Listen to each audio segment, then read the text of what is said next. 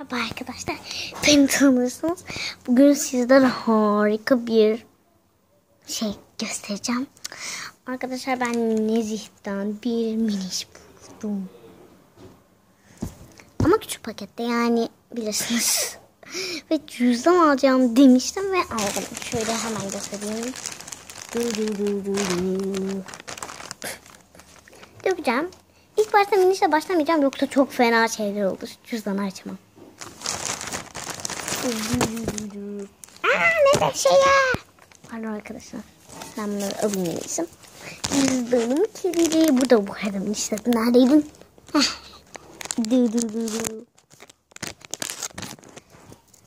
Arkadaşlar, minişte zaten gördüğünüz gibi hep bildiğiniz hayvanlarımız var. Bu arada son bir tane kalmıştı, sonuncuyu. İçindeki şey ne, anlamadım ben. Devam edelim.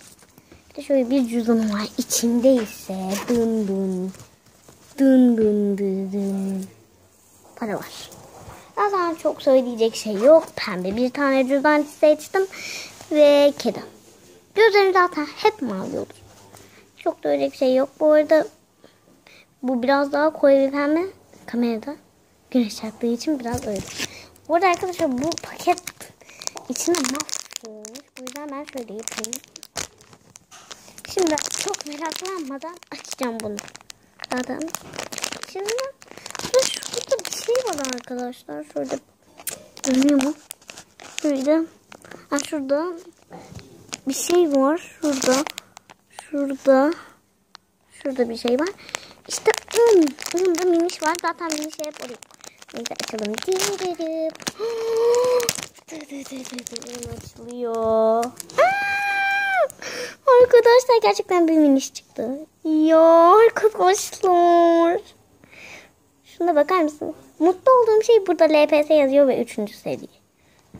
Tabii ki de yuvası böyle bir yuva ama çok şeker ya.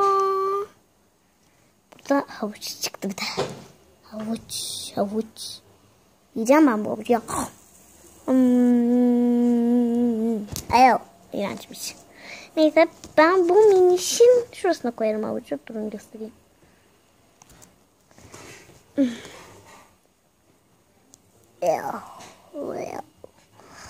İlk baş ama en güzel oynatma yerini kestiği için ben bunu böyle tutmayacağım. Ben bunu yuvasına koyacağım. Zaten havuç yuvada olur.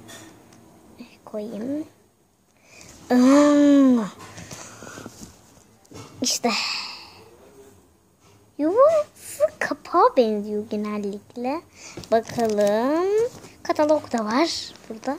Kataloğunu hemen açıyorum. Çünkü ilk defa bana böyle bir katalog çıktı. Arkadaşlar, şurada kavanozda olanlara bayıldım. Kavanozdan. Bir de şu simli nerede? Simli olan. Arkasında da değil. Simli gitmiş arkadaşlar. Ama ben bu kadar olursa. Şimdi daha şey var mı diye bakıyorum. Yok. Ama miniş çok şeker. Arkadaşlar, ben ilk defa yavru minişim çıktığı için çok mutluyum. Bakın. Oynatması çok eğlenceli ama ya. Bir de yuvasında bakalım miniş. Burada tavşan miniş.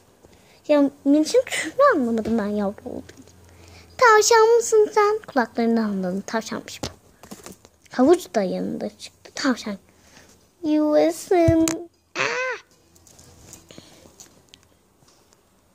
Yuva da görünmüyor. Böyle daha iyi. Yuvayı koyalım. Yahu. Ya nasıl koysam ben bunu? Tamamdır. Bunu şöyle koydum.